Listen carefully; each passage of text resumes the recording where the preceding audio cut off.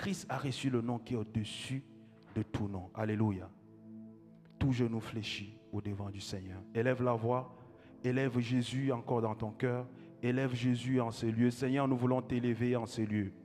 Nous ne voulons pas, Seigneur, voir tout ce qui est autour de nous. Non, nous voulons garder les yeux fixés sur toi. Et nous voulons t'élever. Toi, le roi de gloire. Toi, le Seigneur des seigneurs. Toi, le Dieu vivant. Toi, le Dieu présent. Tu es présent au milieu de nous. Oui, merci parce que tu es fidèle. Oui, tu demeures fidèle même quand nous sommes infidèles. Seigneur, merci pour ta fidélité. Merci parce que ta fidélité dure à toujours, de génération en génération. Nous élevons ton nom, Jésus. Nous t'élevons au-dessus de tout. Nous t'élevons au-dessus de cette journée. Nous t'élevons au-dessus de cette église. Nous t'élevons au-dessus, Seigneur, de cette prédication. Nous t'élevons au-dessus de ce moment de culte. Nous t'élevons au-dessus de nos vies. Car nous savons, Seigneur, que lorsque nous t'élevons, Seigneur, tu te manifestes et tu attires des hommes à toi. Oui, en ce matin, nous voulons que tu attires des cœurs à toi. Non pas des cœurs à un homme, mais des cœurs à toi, ô Jésus. C'est pourquoi nous venons humblement t'élever. Nous venons humblement t'élever. Nous venons humblement t'élever. Reçois l'honneur, reçois la gloire, reçois l'élévation, reçois l'exaltation, reçois l'honneur, reçois la gloire, reçois l'exaltation. Au nom puissant de Jésus, nous te bénissons et nous te rendons grâce. Que ton nom soit glorifié. Nous tenons debout, nous allons lire notre texte de base de ce matin. Merci au groupe musical.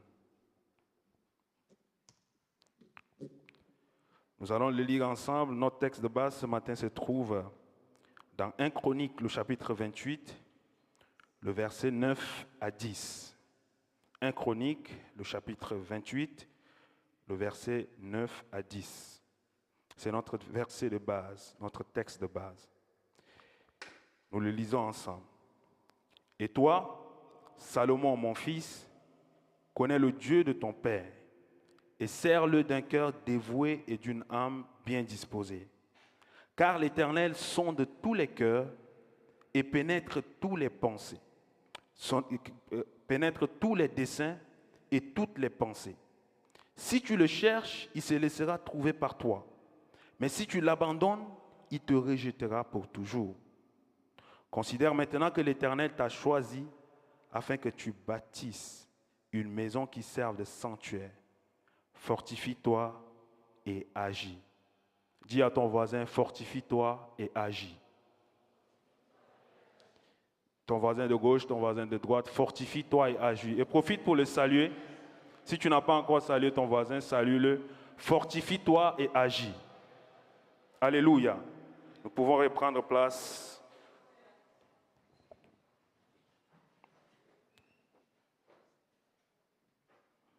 Bien-aimés dans le Seigneur, c'est avec un cœur rempli d'actions de grâce et d'humilité que je me tiens au-devant de vous ce matin.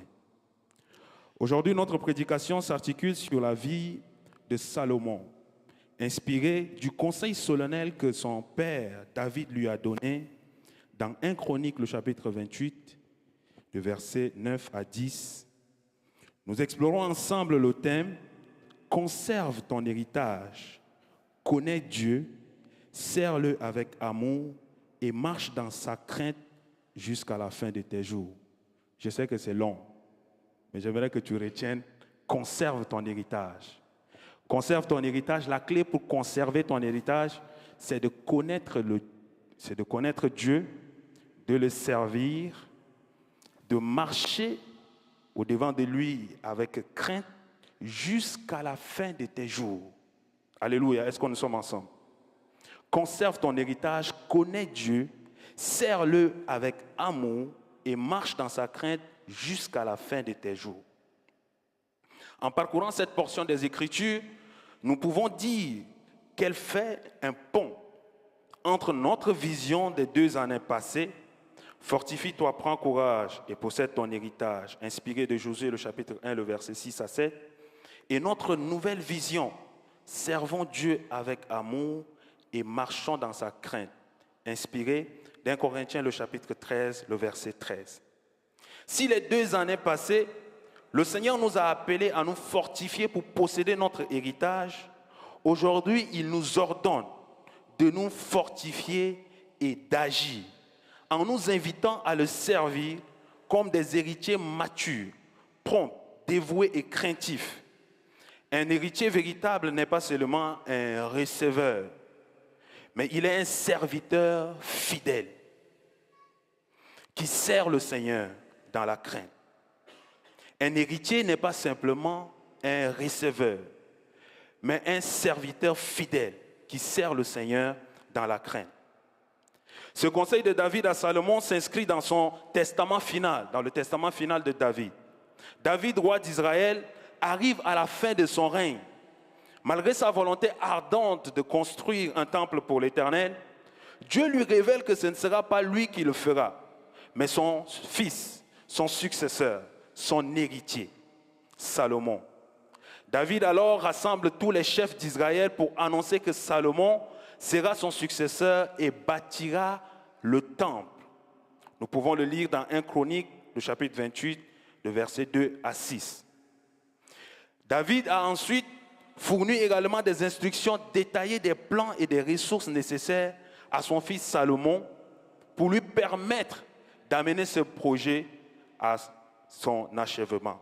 Nous pouvons aussi le lire dans 1 Chronique, le chapitre 28, le verset 11 à 19. Nous allons lire ce verset, ou bien ce texte de base dans la Bible en français courant. Quant à toi, mon fils Salomon, apprends à bien connaître le Dieu que j'ai servi. Adore-le.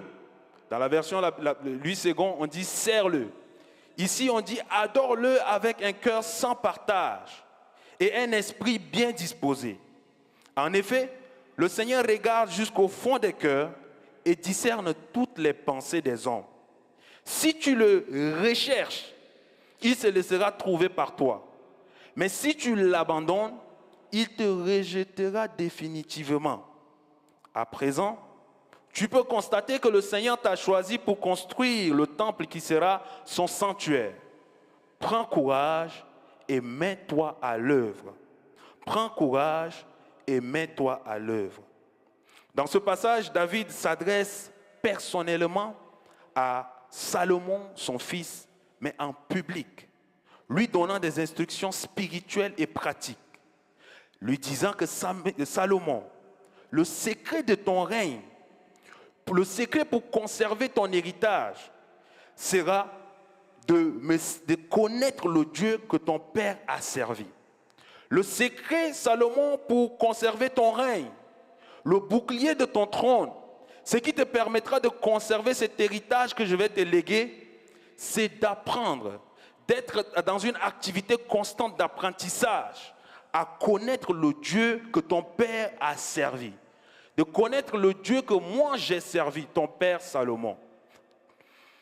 Une fois que tu as appris d'apprendre à connaître le Dieu que moi ton père a servi, Salomon, attelle-toi maintenant à le servir, à l'adorer, d'un cœur dévoué, sans partage et d'une âme bien disposée. Ce n'est pas seulement une exhortation royale de fin de mandat, mais une invitation à une piété personnelle que David est en train de donner à son fils Salomon. Le contexte souligne l'importance de la continuité de l'alliance davidique. Et donc Dieu a fait la promesse à David que son héritier, ou bien de sa maison sera sur le trône d'Israël jusqu'à l'éternité. Où Dieu promet une dynastie éternelle, mais conditionnée à l'obéissance. Ce texte prépare aussi la narrative où l'on voit comment est-ce que Salomon applique ce conseil ou il ne l'applique pas. Il faut noter que David, connaissant les défis qui attendaient son fils, a pris le temps de le préparer en privé, en lui donnant des matériaux pour le temple et en l'exhortant à être courageux, reliant la connaissance de Dieu à la prospérité. Nous allons examiner point par point ce passage pour en tirer des leçons personnelles et en tirer des leçons dans notre cas bien précis où cette année, le Seigneur nous dit de le servir Dieu avec amour et de marcher dans sa crainte. La première phrase que David a dit à son fils Salomon, c'est que « Et toi, Salomon, mon fils, connais le Dieu de ton père. » Bien-aimé, la clé pour un service agréable, c'est la connaissance d'abord préalable de Dieu. La clé pour un service qui plaît au Seigneur, c'est d'abord la connaissance véritable, une connaissance personnelle et intime de qui Dieu est. Parce que nous ne pouvons pas servir ce que nous ne connaissons pas. Est-ce que nous sommes ensemble? Nous ne pouvons pas servir ce que nous ne connaissons pas. Apprends à connaître le Dieu de ton Père. Le verbe connaître ici implique plus qu'une connaissance intellectuelle, mais une relation intime et personnelle avec Dieu. Une relation intime et personnelle avec Dieu. David ne dit pas, Salomon, mon fils, connaît un Dieu abstrait ou connaît un Dieu éloigné. Moïse encore connaît un Dieu étranger. Mais David dit à son fils, Salomon, connais le Dieu de ton père, le Dieu que ton père a servi. Le Dieu vivant, le Dieu véritable, le Dieu d'Israël. Connais ce Dieu que ton père a servi. David souligne également que la connaissance de Dieu et l'héritage qu'il est en train de transmettre à son fils Salomon est dans la vision de Dieu, parce que Dieu est un Dieu des générations. Il est un Dieu de la continuité. Et il souligne ici que Dieu est un Dieu des générations, parce que dans la parole nous dit dans Exode le chapitre 3, le verset 6, que quand Dieu s'est présenté à Moïse pour la première fois, il lui a dit, je suis le Dieu d'Abraham, d'Isaac et de Jacob. Il veut que Dieu puisse, il veut que Moïse puisse aller dire au peuple d'Israël que je suis le Dieu de vos pères. Je suis le Dieu qui vous a fait sortir, qui a permis à ce que vous puissiez partir en Égypte. Parce que Joseph les a appelés en Égypte, ils étaient en Égypte. Maintenant qu'ils sont en Égypte, qu'ils sont sous l'esclavage, Dieu va les faire sortir de l'esclavage. Vous devez comprendre que je suis le Dieu des générations. Dieu désire que nous puissions avoir une relation personnelle avec lui et nous approprier qui il est. Pourquoi notre Dieu est le Dieu des générations? Notre Dieu n'est pas le grand-père de qui que ce soit. Il est le Père. Même si nous disons que Papa Camille est notre pasteur, Papa Camille, Dieu est son Père, Dieu est aussi notre Père. Même si Maman Jessica est notre maman, Dieu est le Père de pasteur Jessica, Dieu est également notre Père. Dieu veut que nous puissions le connaître de façon intime, individuelle et personnelle. David invite Salomon à s'approprier la foi que son père est en train de le transmettre. Non seulement par héritage automatique, mais par un choix personnel. Et ce principe nous concerne aujourd'hui. Dieu désire que nous le connaissons, non seulement pour notre salut personnel, mais aussi pour le bien de nos descendants. La connaissance automatique de Dieu produit des fruits durables. La connaissance authentique, plutôt, de Dieu produit des fruits durables qui touchent nos familles, nos enfants et les générations futures. Salomon, mon fils, connais le Dieu de ton père pour conserver ton héritage, pour transmettre cet héritage à des générations à venir. Connais le Dieu de ton père. Ce que nous vivons avec Dieu aujourd'hui peut devenir une source de bénédiction durable pour ceux qui viendront après nous. Selon Deutéronome, le chapitre 6, le verset 5 à 7, « Tu aimeras l'Éternel, ton Dieu, de tout ton cœur, de toute ton âme et de toute ta force. Et ces commandements que je te donne aujourd'hui seront dans ton cœur, et tu les inculqueras à tes enfants. Et tu en parleras quand tu seras dans ta maison, quand tu marcheras en chemin, quand tu te coucheras et quand tu te lèveras. » Alléluia. Connaître Dieu personnellement signifie recevoir une révélation intime et personnalisée de qui il est. Découvrir une infime partie de sa nature infinie et bâtir une relation solide sur cette vérité révélée. Je répète, connaître Dieu personnellement signifie recevoir une révélation intime et personnalisée de qui il est. C'est-à-dire, dans ton cas, toi, en tant que Gervais, merci pour ton témoignage que tu as donné.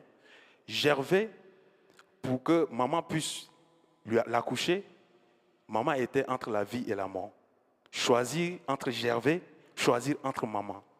En sortant de cela, quand tu as reçu ce témoignage, tu as une connaissance. Tu n'étais pas encore conscient.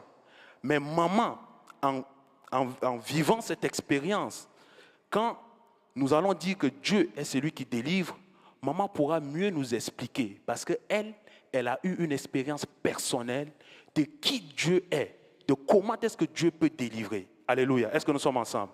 Si aujourd'hui tu dis que Dieu est ton Père, le Seigneur nous a appris que Dieu est le Père de tous ceux qui ont le Fils en eux. Dieu est le Dieu de tout le monde. Hein? Il est le Dieu de toutes les religions, de tout. Dieu a tant aimé le monde qu'il a donné son Fils unique Jésus, afin que quiconque croit en lui ne périsse point, mais qu'il ait la vie éternelle. Mais Dieu est le Père de ceux qui ont le Fils en eux. Parce que si nous prenons nos frères, nous sommes en ligne, si nous prenons nos frères musulmans, eux, ils ne croient pas que Dieu est un Père. Eux, ils croient que Dieu est c'est juste un Dieu, il n'est pas un Père. Mais en ayant la révélation que Dieu est ton Père, tu as un comportement différent parce que tu t'approches de Dieu comme ton Père. Alléluia. Moi, j'ai eu la révélation. Bon, peut-être il y a beaucoup d'entre nous ici que nous... Bon, je vais pas le dire. Mais moi, j'ai une révélation de Dieu est mon Père. Comment est-ce que j'ai eu cette révélation? C'était en 2015. J'étais venu, j'ai pris un rendez-vous avec Papa Camille pour la consultation. J'étais venu, j'étais dans le bureau avec Papa Camille. Pas que moi j'étais dans le bureau, j'étais à la sacristie en train d'attendre. Et Papa Camille était en train de parler avec une sœur dans le bureau. Et le Seigneur faisant des choses, je ne sais pas comment est-ce qu'il a demandé quelque chose, il a demandé le thé. Il aime le thé, donc on part prendre le thé et puis on vient le donner. Et donc une personne est partie prendre le thé pour venir le donner. Et au moment où la porte était ouverte, il était en train d'exhorter la sœur sur le fait que dans le passage de Matthieu, le chapitre 6, on va les lire pour ne pas que je paraphrase. Matthieu, le chapitre 6, à partir du verset 26. Il dit, regarde les oiseaux du ciel. Vous savez comment Papa Camille parle. Mais regarde les oiseaux du ciel. Je ne sais pas quelle est la situation de la sœur. Regarde les oiseaux du ciel. Ils ne sèment ni ne moissonnent. Et ils n'amassent rien dans des greniers. Et votre Père céleste les nourrit. Ne valez-vous pas beaucoup plus qu'eux? Qui de vous, par ses inquiétudes, peut ajouter une coudée à la durée de sa vie? Et pourquoi vous inquiétez au sujet du vêtement? Considérez comment croissent les lys des champs. Ils ne travaillent ni ne filent. Cependant, je vous le dis, Salomon, même dans toute sa gloire, n'a pas été vêtu comme l'un d'eux. Si Dieu revêt ainsi l'herbe des champs, qui existe aujourd'hui, et qui demain sera jeté au four, ne vous vêtira-t-il pas à plus forte raison, gens de peu de foi? Ne vous inquiétez donc point, et ne dites pas, que mangerons-nous? Que boirons-nous? De quoi serons-nous vêtus? On était des étudiants et avec l'AMCI, ce n'est pas évident. Je ne sais pas qui dit aux parents qu'on a la bourse ici au Maroc et cette bourse elle est suffisante pour prendre soin de nous. L'AMCI c'est 1500 dirhams, je ne trahis rien les étudiants. 1500 dirhams, donc 700 dirhams, 750 dirhams et c'est chaque 2 mois qu'on te donne l'AMCI. On dit aux parents au pays que non, ton fils là-bas au Maroc a la bourse. Donc, eux, ils m'appellent, ils disent que non, toi tu as la bourse et pourquoi tu nous appelles encore pour nous déranger? Donc, vous voyez un peu la situation. C'était dans ce contexte. Et donc, le Seigneur s'est révélé en moi comme un Père qui ne m'abandonnera jamais. Alléluia. Et quand j'ai eu cette révélation, je suis sorti. Et après, quand je suis entré, tout ce que Papa Camille a dit aujourd'hui, je n'ai pas dans ma tête. Hein. Mais c'est cette partie-là où Papa Camille était en train de dire à une autre personne que Dieu est passé par là pour me parler, pour me dire qu'il est mon Dieu, il est mon Père. De ne pas m'inquiéter du vêtement, ni de ce que je vais manger. Et Papa Camille disait que lui, depuis qu'il a eu cette révélation, depuis qu'il savait qu'il a eu cette révélation que Dieu est son Père, il ne prie jamais même pour la nourriture. Il y a des prières que lui ne fait pas. Par exemple, prier pour la nourriture et tout, parce qu'il sait que si Dieu est ton Père, véritablement, il prendra soin de toi. Alléluia. C'est une parenthèse et je ferme cette parenthèse. Et donc, nous devons avoir une révélation personnelle de qui Dieu est pour nous, qui Dieu représente, pour servir Dieu avec efficacité. Et servir Dieu dans sa volonté, tu dois avoir la révélation de qui tu es. Sinon, tu es là juste en tant qu'acteur. Tu es là juste en train de faire du cinéma. Tu es juste un comédien. Alléluia. Pour que tu puisses servir Dieu, tu dois avoir une révélation personnelle de qui il est. En tant qu'adorateur, en tant que choriste, qui est Dieu pour toi? Le Seigneur disait à la femme samaritaine, vous adorez ce que vous ne connaissez pas. Nous adorons ce que nous connaissons. Mais l'heure vient, elle est déjà venue où les vrais adorateurs adoreront le Père en esprit et en vérité. Ce sont là les adorateurs que Dieu recherche. Alléluia. En tant qu'adorateur, si tu n'as pas cette révélation, tu vas penser que Dieu est quelque part. Dieu est un statut, qu'il faut l'adorer, qu'il faut s'agenouiller au devant de ces statues pour l'adorer. Quand tu as la révélation que Dieu est esprit, tu dois comprendre que partout où tu es, partout où tu seras, tu as la capacité d'adorer Dieu parce qu'il est esprit. Alléluia. Nous devons avoir une révélation personnelle de qui Dieu est. Dieu veut que nous ayons une révélation personnelle de qui il est. Et si nous prenons l'exemple de Salomon, quand Salomon, son père lui a dit, connais le Dieu de ton père. Dans sa jeunesse, parce que nous allons comprendre qu'il y a deux phases de la vie de Salomon. Salomon en tant que jeune roi, Salomon en tant que vieux roi. Dans sa jeunesse, en tant que roi, Salomon s'est attelé à respecter ce que le Seigneur lui a dit, ce que le Seigneur lui a dit au travers de son père. Et Salomon, quand il était parti pour offrir des sacrifices, parce qu'il a la révélation de qui Dieu, qu'il faut aller l'adorer, qu'il faut aller l'offrir des sacrifices. Et il est allé dans des hauts lieux pour l'offrir des sacrifices. Et à Gabaon, Salomon a offert 1000 holocaustes. Il avait ce secret que pour attirer, permettez-moi de dire, pour attirer l'attention de Dieu, il faut abuser des fois dans les offrandes. Alléluia. Permettez-moi juste de le dire, c'est une parenthèse. Et Salomon a fait 1000 holocaustes. Et lorsque Salomon a fait 1000 holocaustes, Dieu est venu à la rencontre de Salomon. Et Dieu a demandé à Salomon, qu'est-ce que tu veux, Salomon? Et lorsque Salomon lui a dit, et quand nous lisons 1 Chronique, le chapitre 22, son père avait déjà une volonté. Il lui a dit, je veuille Dieu te donner l'intelligence et la sagesse pour diriger ce peuple. Et donc Salomon était un enfant attentif qui a écouté son père. Et donc, quand il était en présence de Dieu, que Dieu lui a demandé, qu'est-ce que tu veux, Salomon? Il a demandé, je veux que tu me donnes l'intelligence et la sagesse pour diriger ce peuple nombreux. Le Seigneur lui a dit, je ne te donnerai pas simplement de l'intelligence et la sagesse, je te donnerai également des richesses. Et Salomon était devenu très riche. Pourquoi? Parce que Salomon, dans sa jeunesse, a fait une rencontre personnelle de Dieu. Et quand il a fait cette rencontre personnelle de Dieu, il savait le cœur de Dieu. Il savait que le cœur de Dieu est attaché à son peuple. Alléluia. Le cœur de Dieu est attaché à son peuple. Quand nous ne partons pas évangéliser, lorsque nous ne partons pas annoncer la bonne nouvelle, le cœur de Dieu pleure. Pourquoi? Parce qu'il y a des âmes qui sont perdues. Et nous sommes là, dans notre confort, nous disons que nous connaissons le Seigneur et nous faisons. Le cœur de Dieu est attaché à son peuple. Et donc tout ce que nous faisons, nous avons parlé de la prière stratégique ici, lors du séminaire. Et donc Salomon a utilisé la prière stratégique pour dire que moi je veux bien diriger ton peuple dans la sagesse et l'intelligence. Alors donne-moi l'intelligence et la sagesse pour diriger ton peuple. Et Dieu lui a accordé l'intelligence, non pas seulement l'intelligence et la sagesse, il lui a aussi accordé la richesse. Connaître Dieu a des bénéfices que nous ne pouvons pas imaginer. Connaître Dieu a des bénéfices inimaginables dans nos vies. Bien aimés, je nous encourage de façon personnelle à avoir une révélation de qui Dieu est pour nous. Si nous avons une révélation personnelle de qui Dieu est pour nous, nous ne serons pas contraints de le servir. Nous ne serons pas en train de le servir jusqu'en pensant que quand je vais servir Dieu, j'aurai un intérêt quelconque à avoir. Non, je sers Dieu parce que je le connais de façon personnelle. Alléluia. Et ensuite, je cours après le temps, et ensuite, David, le père de Salomon, lui a dit, sers Dieu ou adore-le d'un cœur dévoué et d'une âme bien disposée. Notre vision de cette année, c'est servons Dieu avec amour et marchons dans sa crainte.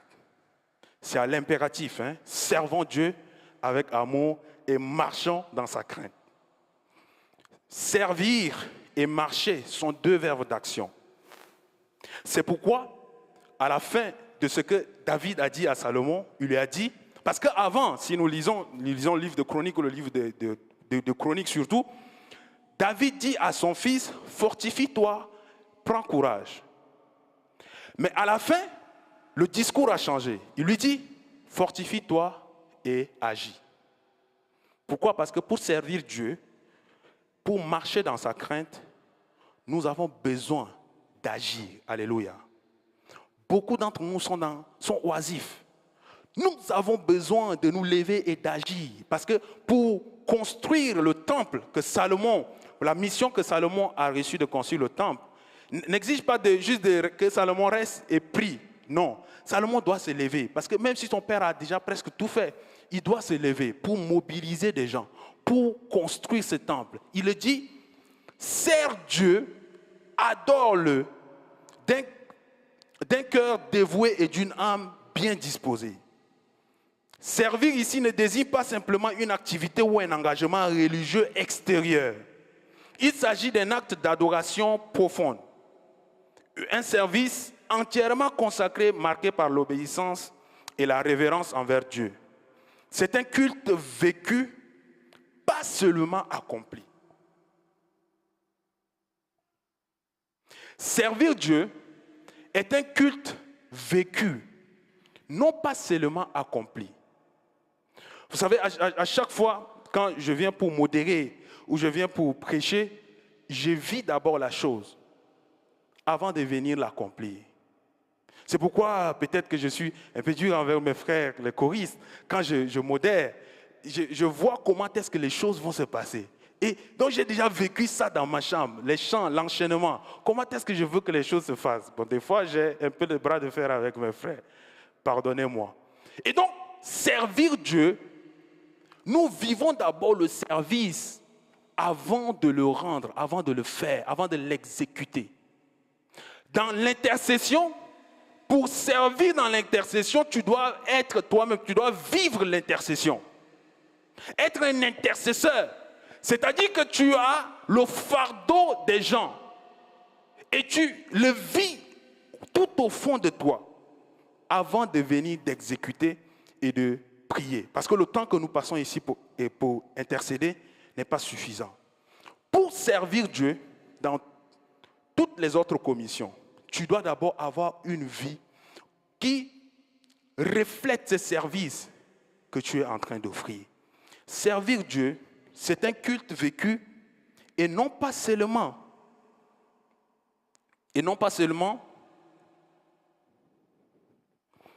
Servir Dieu est un culte vécu et non pas seulement accompli.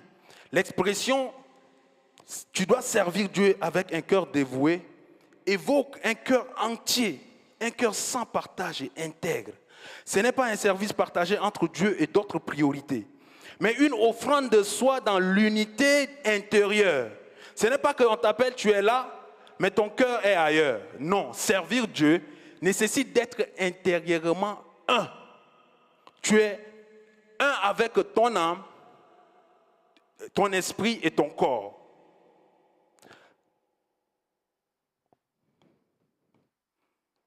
Quant à une âme bien disposée, elle désigne une volonté joyeuse et une obligation, une volonté joyeuse et un désir sincère et une motivation volontaire d'être au service du Seigneur. Ce service découle de l'amour, non de l'obligation. Cela contraste fortement avec un service forcé. Il y a dans certaines commissions, on force les gens à servir. Non, si on te force à servir, viens voir le CP. Si tu n'es pas prêt à servir, il ne faut pas servir. Hypocrite. Cela contraste fortement avec un service forcé, hypocrite ou simplement extérieur. C'est le cœur que Dieu cherche, pas seulement les gestes. Dans cette perspective, l'amour et le service sont indissociables. Servir Dieu, c'est l'aimer en acte. L'aimer, c'est le connaître profondément. Je répète, servir Dieu, c'est de l'aimer en acte. L'aimer, c'est le connaître profondément. Il est essentiel maintenant de souligner que servir Dieu par imitation, par pression communautaire ou par suivisme mène à un service superficiel, mimétique, sans profondeur. Un tel service manque d'enracinement dans une relation personnelle et intime avec Dieu. Il peut paraître fidèle à l'extérieur, mais il n'a pas de racines vivantes et donc il n'a pas de fruits durables. C'est-à-dire tu sers Dieu, mais ton impact part avec toi. Lorsque tu quittes, ton impact, tu n'as pas d'impact. Tu n'as pas de fruits durables. Nous devons servir Dieu avec amour. Et nous devons marcher dans sa crainte. Pour que nous puissions avoir des fruits durables. Des fruits qui vont rester même après nous. Tu es dans cette église. Peut-être même que nous ne te connaissons même pas. Mais tu dis que tu es un enfant de Dieu. Pourquoi tu ne veux pas servir le Seigneur? Quand on lance un appel pour que les gens puissent servir le Seigneur, toi tu fais profil bas. Quand on salue les gens à la porte, Papa Camille dit que même des fois il est là-bas, quand il salue les gens, il y a d'autres qui faufilent pour partir. Pourquoi tu fais ça? Alors que tu te dis enfant de Dieu. Bien-aimé, tu dois connaître ce Dieu-là et le servir. Parce que si tu connais Dieu, tu ne peux pas résister à le servir. Celui qui connaît Dieu ne résiste pas à le servir parce que le servir, c'est l'adorer. Alléluia. Si tu adores Dieu, tu dois t'engager dans le service, le servir. Et David continue par dire, car l'Éternel sonde tous les cœurs et pénètre tous les desseins et toutes les pensées. Ici, le roi David veut souligner l'omniscience de Dieu. En affirmant ce que lui-même a dit dans Somme, le chapitre 139, le verset 1 à 4. L'Éternel, tu me sondes et tu me connais. Tu sais quand je m'assieds et quand je me lève. Tu pénètres de loin ma pensée. Tu sais quand je marche et quand je me couche. Et tu pénètres toutes mes voies. Car la parole n'est pas sur ma langue. Que déjà, ô Éternel, tu la connais entièrement. Dans Jérémie, le chapitre 17, le verset 10, la Bible nous dit, moi l'Éternel, j'explore le cœur. Je sonde les reins pour rendre à chacun selon ses voies, selon le fruit de ses œuvres. Dieu n'est pas trompé par les apparences. Il examine les motivations intérieures. Un service extérieur sans cœur pur est vain. Si tu le cherches, il se laissera trouver par toi. Mais si tu l'abandonnes, il te rejettera pour toujours. Et nous pouvons voir dans la vie de Salomon que, arrivé dans sa vieillesse, Salomon a eu d'abord 700 princesses pour femmes et il a eu 300 concubines. On va lire. Peut-être je suis en train d'inverser. 1 Roi, le chapitre 11.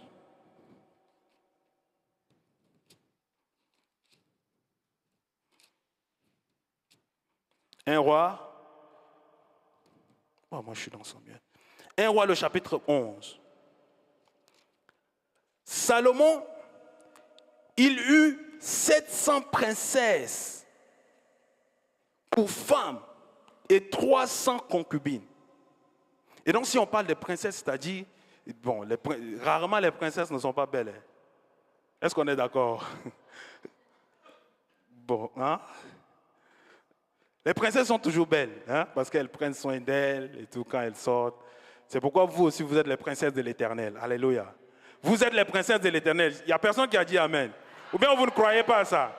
Vous êtes les princesses de l'Éternel parce que vous êtes belles. Alléluia. Salomon a eu 700 princesses pour femmes et 300 concubines. Mathématiques. Bon, je ne veux pas aller dans les mathématiques. Et comment il fait? Et la Bible dit que ces femmes détournent son cœur. Dans sa vieillesse, il a eu, c'est-à-dire 1000 femmes. Comme il a offert 10 000 holocaustes, il a pris 1000 femmes aussi. Il a dit, moi aussi je vais prendre. 700, oh là là, je ne vais pas dire encore. À l'époque de la vieillesse de Salomon, ces femmes inclinèrent son cœur vers d'autres dieux. Et son cœur, et ça m'a fait très mal quand j'ai lu ça. Et la Bible dit, et son cœur ne fut point tout entier à l'Éternel, son Dieu, comme l'avait été le cœur de David, son père. Mais Salomon, tu as bien commencé. Qu'est-ce qui n'a pas marché? Tu as bien commencé, qu'est-ce qui n'a pas marché? Le Seigneur, son père lui dit, apprends à connaître le Dieu de ton père. Apprendre à connaître le Dieu de son père, c'est une activité continue. C'est-à-dire, chaque jour, tu dois apprendre à découvrir qui Dieu est. Si aujourd'hui, tu découvres que Dieu est un Dieu amour, demain, tu dois découvrir que Dieu est un Dieu pourvoyeur. Le lendemain, tu dois découvrir que Dieu est un Dieu miséricordieux. C'est-à-dire, quand nous sommes dans notre misère, il met la corde pour nous arracher de notre misère. Le lendemain, tu dois découvrir que Dieu est un Dieu compatissant, lent à la colère, riche en bonté. Salomon, est-ce que tu as déjà découvert toutes les facettes de Dieu? La Bible dit, et ces femmes détournèrent son cœur. Et à l'époque de sa vieillesse, à l'époque il était fatigué. La vieillesse, c'est la fatigue. On n'a pas encore des vieux ici au milieu de nous. Là, à l'époque où il était fatigué, il était vieux. Toi, tu peux dire que non, tu n'es pas encore vieux. Mais il t'arrive des moments où tu es fatigué. Maintenant même, nous les jeunes, là, on est plus fatigués, je ne sais pas pourquoi. Moi, je me sens fatigué, je ne sais pas pourquoi. On travaille beaucoup. Alléluia. Mais le Seigneur renouvelle notre force. Alléluia. Pour que nous ne puissions pas nous laisser dominer par le mal, mais que nous puissions nous dominer le mal. Alléluia. Et la Bible dit que le cœur, dans sa vieillesse, alors qu'il était fatigué, Salomon, ces femmes ont détourné son cœur. Ils ont détourné son cœur jusqu'au point où Salomon a commis l'irréparable. Parce que si nous lisons la vie de David, à aucun moment David ne s'est incliné devant un Dieu étranger. David a transmis cela à son fils Salomon. Mais pourquoi Salomon, toi, tu dois t'incliner devant un Dieu étranger? Il dit, si tu le cherches, il se laissera trouver par toi. Mais si tu l'abandonnes, il te rejettera pour toujours. Cette clause conditionnelle met en balance la promesse et l'avertissement. Chercher implique une activité constante et persistante.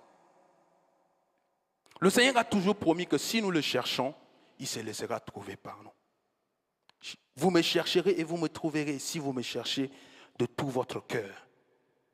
Et la conséquence, c'est que, et l'Éternel dit à Salomon, puisque tu as agi de la sorte, et que tu n'as point observé mon alliance, tu n'as point observé cet héritage que tu dois conserver, que je t'ai donné, que j'ai donné à ton père, et ton père t'a légué cet héritage, toi tu dois conserver cet héritage. C'est pourquoi le thème de notre prédication, c'est « Conserve ton héritage, connais Dieu, sers-le avec amour, marche dans sa crainte jusqu'à la fin de tes jours. » Tu ne dois pas connaître à un moment donné. On ne va pas dire qu'à une époque donnée, telle personne, je ne vais pas dire le nom d'une personne, telle personne connaissait Dieu. Oh, mais il était bien.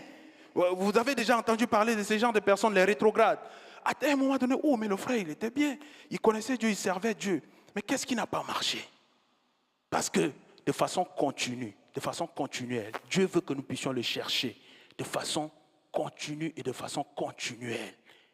Il n'y a personne qui est arrivé à un moment où il connaît Dieu plus que nous tous ici, là. Il n'y a personne.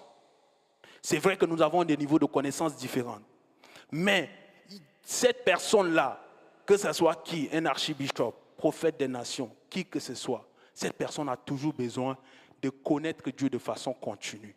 Si cette personne arrête de chercher à connaître Dieu, cette personne va tomber comme un fruit pourri au mur. Je ne sais pas. Cette personne va tomber. Nous devons chercher à connaître Dieu chaque jour de notre vie. C'est pourquoi, bien aimé, il est important de méditer la Bible. Il est important d'avoir une attitude de méditation continue de la parole de Dieu. Une attitude de prière continue. Si tu le cherches, il se laissera trouver par toi. Mais si tu l'abandonnes, il te rejettera pour toujours. Mais Salomon, ton père t'a déjà averti. Pourquoi tu as fait cela? Et le roi David continue par lui dire, considère maintenant que l'Éternel t'a choisi. Tu dois être conscient, Salomon, que l'Éternel t'a choisi. Tu dois être conscient que cette place est ta place. C'est l'Éternel qui t'a choisi d'être dans le groupe musical. Tu dois être conscient que là où tu es dans la commission, c'est l'Éternel qui t'a choisi pour le servir. C'est l'Éternel qui t'a choisi pour que tu sois président du CP. C'est l'Éternel qui t'a choisi pour que tu sois à cette époque pasteur de cette église. C'est l'Éternel qui t'a choisi pour que tu sois TG. Et tu dois être conscient de cela. Et toi peut-être qu'on n'a pas cité, l'Éternel t'a choisi d'être quoi dans cette église? Demande à ton voisin, l'Éternel t'a choisi pour être quoi dans cette église? Demande. S'il te plaît, aide-moi. Demande. L'Éternel t'a choisi pour que tu fasses quoi dans cette église?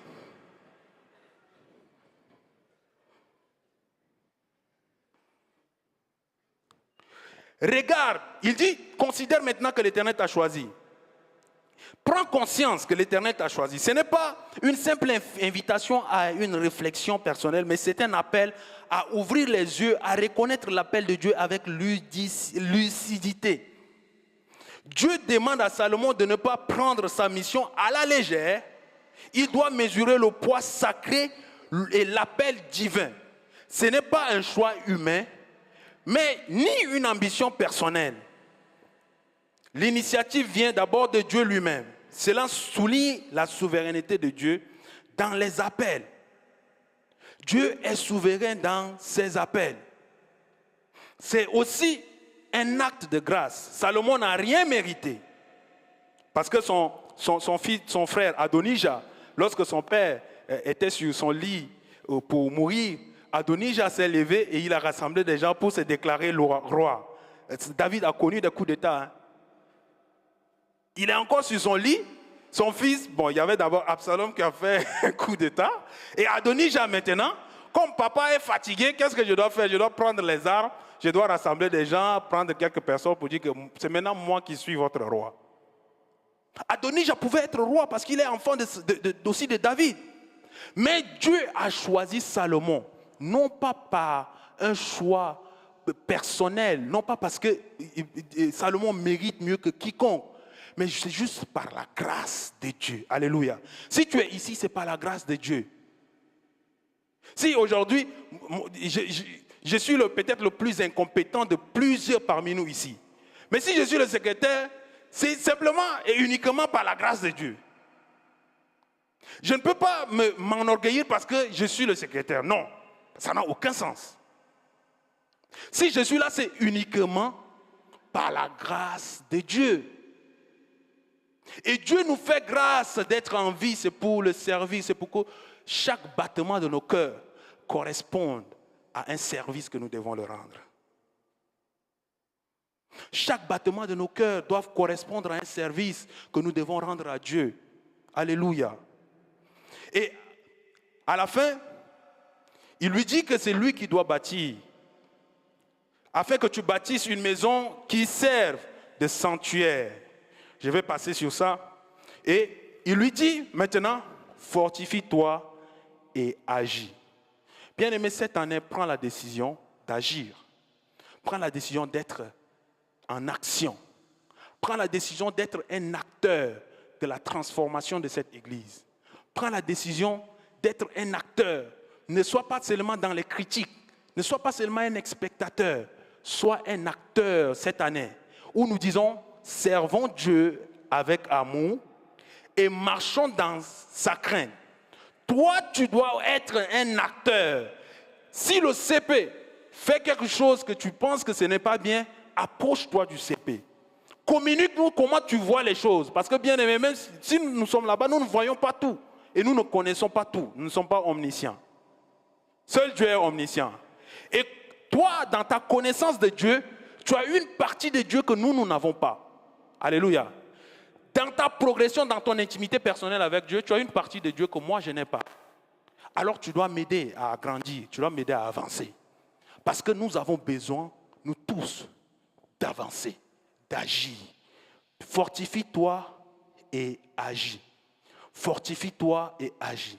Dis à ton voisin, fortifie-toi et agis.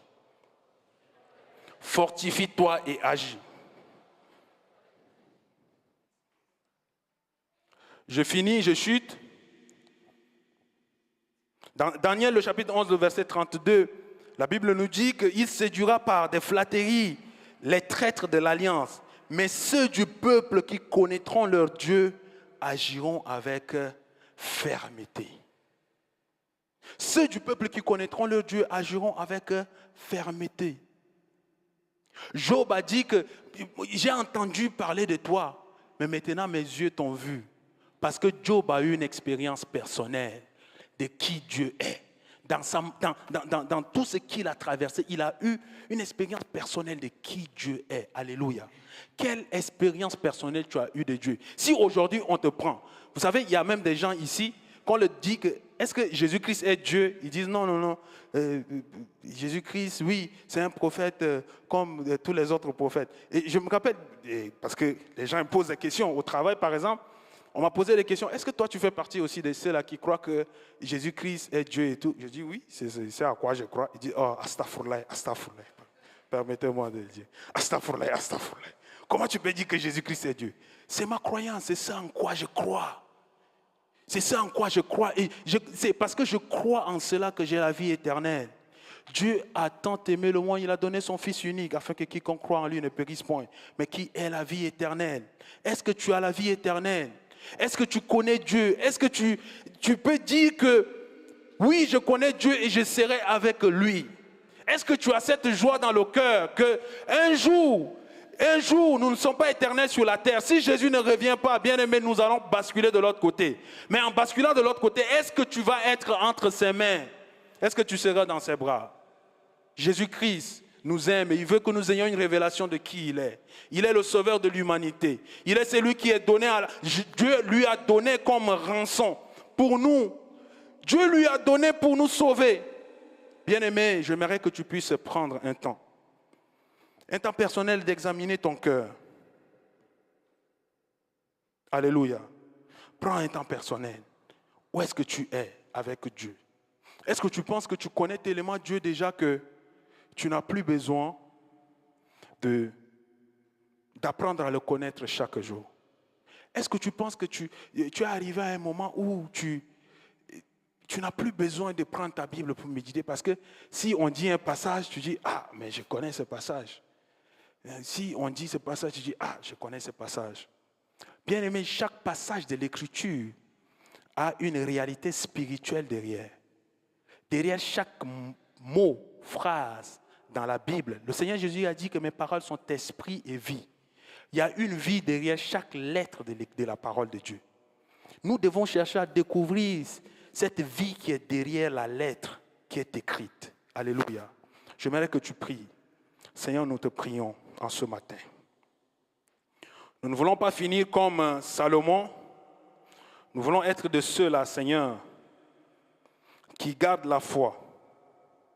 Et mon juste vivra par la foi, mais s'il se retire, mon âme ne prend pas plaisir en lui. Nous ne sommes pas de ceux-là qui se retirent pour se perdre, mais de ceux-là qui ont la foi pour sauver leur âme. Seigneur, je te prie dans le nom puissant de Jésus. Donne-nous de tenir ferme, de persévérer jusqu'à la fin de nos jours, que nous puissions, Seigneur, te connaître, de marcher avec toi tous les jours de nos vies. Nous avons besoin de ta grâce, Seigneur. Nous avons besoin de ta grâce. Merci, Seigneur Jésus. C'est au nom de Jésus que nous t'avons ainsi prié et nous sommes exaucés. Amen. Que le Seigneur vous bénisse.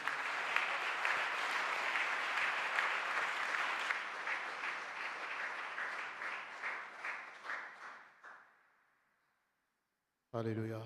Que le Seigneur bénisse sa parole et son serviteur pour la parole qui nous fait tellement du bien et nous rappelle comment marcher avec lui.